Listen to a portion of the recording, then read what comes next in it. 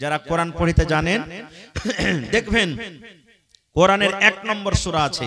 কোন সূরাটার নাম কি বলেন তো? জি জিন্না। কোরআনের 1 নম্বর সূরা কে বলতে পারবেন বলেন তো? হায় আল্লাহ, এখানে যদি খালি কয়ে দিই যে হাজি ওই ফালা ফিল্মটাতে কয়টা গান আছে কহেন তো, পট করে বলে দেবে। সুবহানাল্লাহ। সূরাতুল ফাতিহা কোরআনের 1 নম্বর সূরা কি শিখালেন? কোরআনের 1 নম্বর সূরা কি? সূরাতুল ফাতিহা। আলহামদু সূরা না বুঝতে পারেন তো 2 নম্বর সূরার নাম হলো সূরাতুল বাকারা।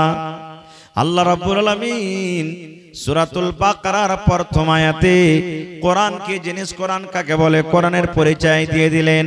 আলিফ লাম মিম, এই আয়াত হরফে মুকাত্তাত বলা হয় থাকে।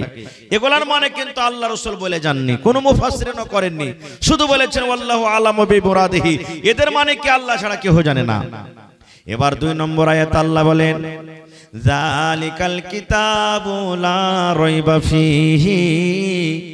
কোরআন একটা এমন বই, কোরআন এমন একটা কিতাব, কোরআন এমন একটা পুস্তক, আল্লাহ বলেন দুনিয়ার মানুষ রে লা রাইবা ফীহি, কোরআনে আল্লাহর কিতাব হইতে কোনো রকমের শক সন্দেহ নাই। কোরআন আল্লাহর কিতাব যারা মানে ওরা মুসলমান, আর যারা কোরআনের পরে শক করে ওরা কখনো মুসলমান হইতে পারে না। কোরআনের কত দাম জানেন? আচ্ছা আপনারা বলেন তো কয় মাসে 1 বছর হয় ভাই? কথা বলে 12 মাসে। এবারে 12 মাসের মধ্যে আল্লাহর কাছে কোন মাসটা বেশি পিয়ারা, কোন মাসটার মান সম্মান আল্লাহ বেশি দিয়েছে? আরো জোরে বলেন রমজান মাস। এই যে কয়েকদিন পর চলে আসছে নাকি? এবারে আল্লাহ তাবারাক ওয়া তাআলা বলেন হে দুনিয়ার মানুষ রে, কোরআন আমি এত ভালোবাসি, কোরআনটাকে এমন এত ভালোবাসি, এমন আমার আহমিয়াত ওয়ালি কিতাব, এমন কোরআনের ফজিলত, এমন কোরআনের দাম। আল্লাহ বলেন নিজে শাহরু রমজান আল্লাযী উনজিলা ফীহিল কোরআন, আমি কোরআন আল্লাহ তাবারাক ওয়া তাআলা পাক পবিত্র রমজানুল মুবারক মাসে আমি নাজিল করেছি। কোন মাসে আল্লাহ কোরআন দিয়েছেন? রমজান মাসে। সুবহানাল্লাহ। তাহলে গোটা পৃথিবীর মধ্যে কোরআনটা হলো 1 নম্বর কিতাব। আর সব থেকে বড় কে বলেন তো? সব থেকে বড় কে? সব থেকে বড় কে? আল্লাহ। আল্লাহর থেকে বড় কেউ আছে? আল্লাহর আগে কেউ আছে? কেউ নেই। তো সব থেকে বড় হলো আল্লাহ, আর সব থেকে বড় কিতাব হলো কোরআন, আর সব থেকে পাক পবিত্র 12 মাসের মধ্যে ফজিলত মাস হলো কি? রমজান। আর সব থেকে বড় ফেরেশতার নাম হলো কি? জিবরিল ফেরেশতা। সব থেকে বড় ফেরেশতার নাম কি? জিবরিল ফেরেশতা। আর সব নবীর থেকে ফজিলত ওয়ালা নবী হলেন কি? আমার নবী মুহাম্মদ সাল্লাল্লাহু আলাইহি সাল্লাম। ওরে সুবহানাল্লাহ। তাহলে সব থেকে বড় আল্লাহ, সব থেকে বড় কিতাব কোরআন, সব থেকে বড় ফেরেশতা জিবরিল ফেরেশতা, সব থেকে নবীদের মধ্যে ফজিলত ওয়ালা হলেন নবী মুহাম্মদ সাল্লাল্লাহু আলাইহি সাল্লাম। আর সব থেকে মাসের মধ্যে রমজান মাস হলো ফজিলত ওয়ালা মাস।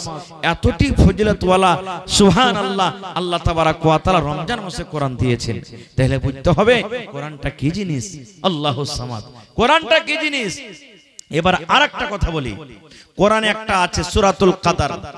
আপনারা জানেন ইন্না আনজালনাহু ফি লাইলাতিল কি আছে? কদর। এবার আপনারাকে বলি রমজান মাসে একটা রাত আছে, যে রাতটার ব্যাপারে আল্লাহ তাবারাক ওয়া তাআলা বলেছেন 83 বছর 4 মাস ইবাদত বান্দেগি করে জানে কি হয়। আল্লাহ রাব্বুল আলামিন এক রাতে কিন্তু সেই নেকিটা দান করবেন। বলেন তো রাতটার নাম কি? জোরে বলেন, আরো জোরে বলেন। কতদিনকার গুনাহ মাফ হবে? আল্লাহ নিজে বলেন লাইলাতুল কদরে খায়রুম মিন আলফি শাহর। শাবে কদর হলো, লাইলাতুল কদর হলো 1000 মাস থেকে উত্তম ভালো। আর 1000 মাস হলো 83 বছর 4 মাস। 83 বছর 4 মাস ইবাদত বান্দেগি করে, জিকির আজকার করে, তওবা ইস্তিগফার করে জানে কি হয়। আল্লাহ রাব্বুল আলামিন এক রাত শাবে কদর অতটুকু নেকি দান করে দিয়েছেন। আল্লাহ বলেন দুনিয়ার মানুষ রে, রমজানের মধ্যে শাবে কাদরকে আমি ভালোবাসি, শাবে কাদরের বেশি ফজিলত। এই শাবে কাদরে আমি আল্লাহ তাবারাক ওয়া তাআলা কোরআন আমি নাজিল করে দিয়েছি। সুবহানাল্লাহ। আমি এই কোরআনটাকে আমি এই শাবে কাদরে নাজিল করে দিয়েছি। তাহলে বুঝতে হবে কোরআনটা কি জিনিস, কোরআন কাকে বলে। সুবহানাল্লাহ। আমার নবী বলেছেন, হে দুনিয়ার মানুষ, যদি কোনো আল্লাহর একটা বান্দা নিজের বেটাকে হাফিজে কোরআন করতে পারে, কি করতে পারে? হাফিজে কোরআন। দুনিয়ার কিতাবের গ্যারান্টি আল্লাহ নেননি, এই হাফিজে কোরআনের ব্যাপারে নবী বলেছেন, যদি কোনো মা, যদি কোনো খালা, যদি কোনো বাপ, কোনো নওজওয়ান নিজের বেটাকে কিংবা বেটিকে যদি হাফিজে কোরআন করতে পারে। আরে আজকে আমরা নিজের বেটাকে হাফিজে কোরআন করি, বেটাগালাকে হাফিজ বানাই, কিন্তু বেটিগালাকে আমরা হাফেজা করি না, কোরআনের হাফিজ করি না। আমার নবী বলেছেন, এ উম্মত রে, যদি তোমরা কোনো মানুষ হাফিজে কোরআন করতে পারো, বেটাকে হাফেজ করতে পারো, বেটিকে হাফেজ করতে পারো, আল্লাহ রাব্বুল আমিন কিয়ামতের দিন ওই হাফিজে কোরআনকে ডাক দিবেন আর বলবেন, এরে হাফিজে কোরআন, দুনিয়াতে যেমন তুমি কোরআন পড়েছিলে ওরকম ভাবে তুমি আজকে কোরআন পড়ো। আল্লাহ তাআলাকে অফার দিবেন, একটা করে আয়াত তুমি কোরআন পড়িতে যাও, আর একটা করে সিঁড়ি তুমি উঁচাতে চলে যাও, একটা করে তুমি আয়াত পড়িতে যাও, আর একটা করে তুমি সিঁড়ি উঁচাতে চলে যাও। নবী বলেছেন, যেখানে তোমার কোরআন পড়া বন্ধ হয়ে যাবে, ওরে সুবহানাল্লাহ, ওই জায়গাতে হাফিজে কোরআনের জায়গা হয়ে যাবে। নারে তাকবীর। এবার বলবেন, মাওলানা জি, আমি তো একটা গরিব মানুষ, আমার বেটাকে আমি হাফেজ করলাম, আমার বেটা উঁচা জায়গাতে চলে যাবে, আর আমি বেটাকে তেল দিলাম, বেটাকে সাবান দিলাম, বেটাকে টুপি দিলাম, কলম দিলাম, কাপি দিলাম, জামা দিলাম, বাক্স দিলাম, বিছান দিলাম, কাঁথা দিলাম, সব দিলাম, আমার জন্য কি কিছু নাই? ওরে আল্লাহ, আমার মাওলানা আবু সাজিদ জিজ্ঞাসা করেন, নবী আমার ওই মা বাবার ব্যাপারে বলেছেন যার বেটা হলো হাফিজে কোরআন।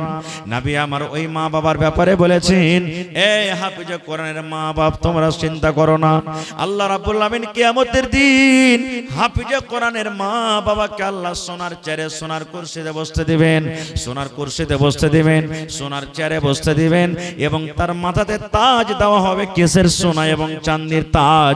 আজকে আমরা যেমন দেখি সূর্যটা যেমন ঝকঝক ঝকঝক করে জ্বলে, যেমন সূর্যতে আলো হয়, এই মতো তার মা বাবার মাথাতে আল্লাহ যেটা তাজ দেবেন, এই সূর্যের মতন ঝলঝল ঝলঝল করে জ্বলবে। সুবহানাল্লাহ। ইচ্ছা জাগে না একটা বেটাকে হাফিজে কোরআন করব? জাগে না? কি নিয়ে যাবেন ভাই, কি নিয়ে যাবেন জীবনে? একটা বেটাকে যদি হাফিজ করে দেন, মাওলানা মৌলবি করেন, জীবনে যদি আপনাকে ভালো মন্দ খাইতে দিতে না পারে, ভালো করে পিন্ধিতে না পারে, কাপড় দিতে না পারে, কমসে কম মরার পরে তো আপনার জন্য একটু দোয়া করতে পারবে। কবরে যে দোয়া করতে পারবে, রমজান মাসে দোয়া করতে পারবে, আল্লাহ আমার মা বাবা আমাকে পড়িয়ে গেছে, কিচ্ছু না করতে পারি, আল্লাহ আমার মা বাবার জন্য দোয়া করছে রব্বুল আলামিন, আমার মা বাপ কবরে চলে গেছেন, আল্লাহ মা বাবার কবরে তুমি জান্নাতের বিছানা দিয়ে দাও, আল্লাহ আমার